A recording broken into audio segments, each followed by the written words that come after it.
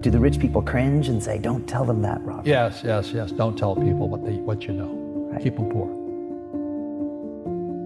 So my father was the head of education, PhD, all that stuff.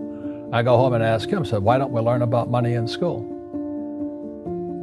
And he looked at me and says, because the government doesn't let us teach that subject. The government tells us what we can teach and what we can't teach. And I thought that was strange. And I said, but aren't we going to school to learn about money? He says, no, your job is to get a job.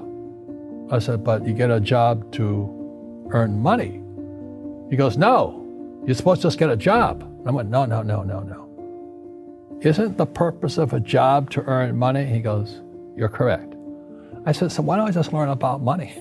I can skip the job part, And he got flustered and he said, if you want to learn about money, why don't you ask your best friend's father about money? And I said, why? That's Mike. So I asked him. He says, because Mike's father is an entrepreneur. And I said, what are you? He says, I'm an employee. I'm a government employee. I went, oh, what's the difference? He says, the difference is an entrepreneur must know about money, or they're no longer entrepreneurs.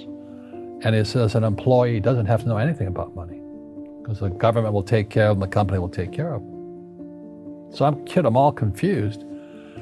But I took my dad's advice and I trundled over to Mike's father's office and knocked on his door and I said, hey, I'm here, 9 years old. Teach me about money. He says, beat it, kid, But that's where the story of Rich Dad, Poor Dad started. And finally, through persistence, my rich dad started teaching me about money on one condition. And that condition was he would never pay me. He says, the moment I pay you, you think like an employee. He says, that's the trap.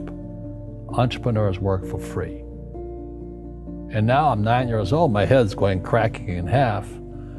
He says, you never want a paycheck. You understand that, kid? I said, okay, I got it. And he says, well, how do I make money? He says, that's what entrepreneurs figure out. It's like, so how do I learn about money? So he would just break out a Monopoly game board. So I would work for free. I'd pick up cigarette butts, and he had hotels and restaurants, and I would clean and do menial tasks. And as I got older, I started getting into office work and marketing and accounting, and I was an apprentice basically, but I always worked for free.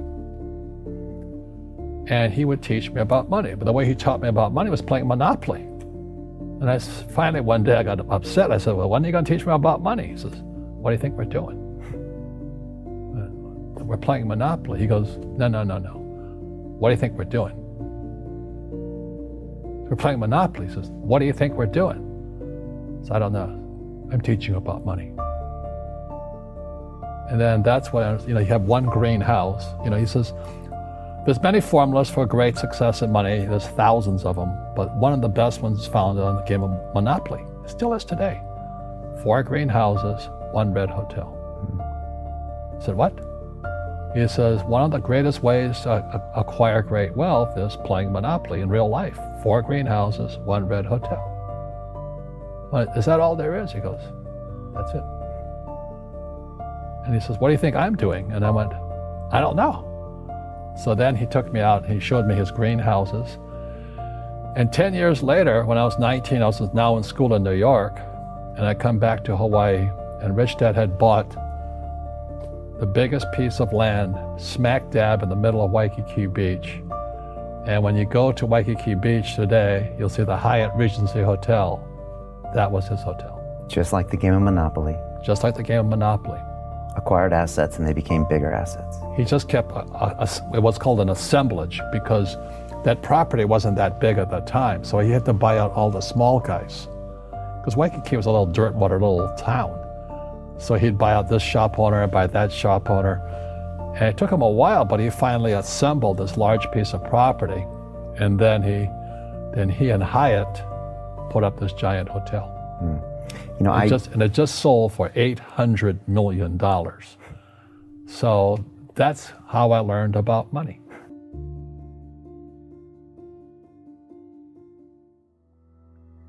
I've had financial crashes. I've had people stab me in the back, but they're all good because I grow from it. That's spirituality. Right. People who are afraid of making mistakes, like they teach in school, they don't ever grow.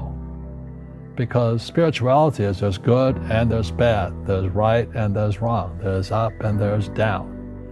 Most people only want to be right, they only want to be positive. Well, you can't have that. That's not reality. Well, I wasn't poor by most people's standards, but I came from a family with a poor attitude, if you know what I mean. Because rich, poor, middle class, poverty starts with a fundamental attitude. Poverty is passed on. It's taught in your families. And middle class is taught in families. And so the people right now who are sitting at home, who are struggling financially or worried about money or unhappy, they may be making a lot of money, but unhappy with what they're doing, it was probably taught to you.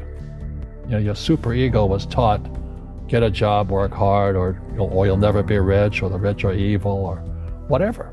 The school system will never teach you about money.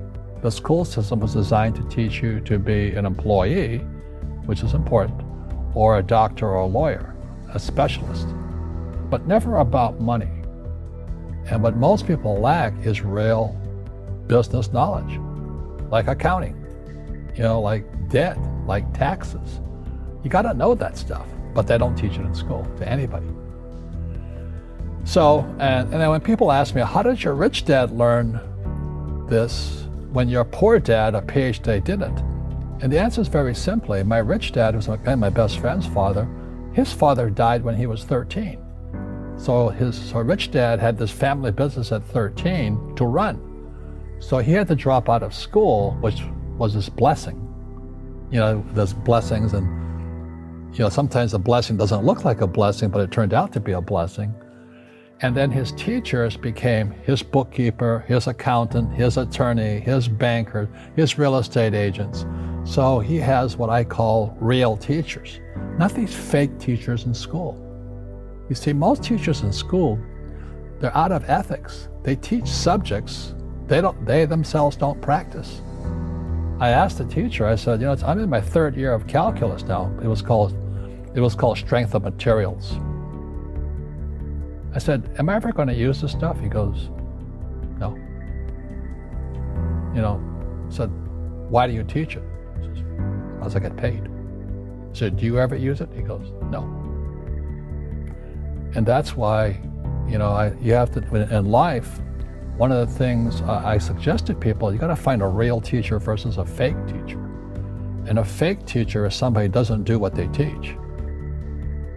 And a real teacher is doing what they teach every day. So my accountants, my attorneys, they're in it every single day. That's how I learn, because every day I'm solving problems in my business. So I have accountants and attorneys and bankers and all these people on speed dial because I'm solving problems with my team. I see you giving this knowledge out, and Yeah. do the rich people cringe and say, don't tell them that, Rob? Yes. Don't tell people what you know. Right. Keep them poor. But, unfortunately, the poor, as was in the Bible, I'm not real religious, the poor will always be amongst us because it starts up here. Right, it's that fear mentality. It's in their words, and the words become flesh. Again, I'm not really religious. I flunked out of Sunday school also. But when they say I can't afford it or I can't do that, they go down. They become what they say. My PhD dad, he says, what do you think I am, made of money? I can't afford that. And my rich dad would say, that's why he's poor. Poor people say, I can't afford it, I can't do that, I don't have time. Because it's an escape. It's an escape, you know what I mean? It's easy to say, I can't afford it. And your rich dad used to say what instead of, I can't afford it? How can I afford it? How can I do that? What would it take, or why should I do that? He says that a question opens the mind, a statement closes the mind. See, when you say, I can't afford it, your mind shuts down, and you become what you say. Rugby is a team sport, but so is soccer. The rules are different. And other people are golfers. They play by themselves. And so everybody's different. So my game financially is business, number one. Second is real estate. So what I say to young people is, you find your game.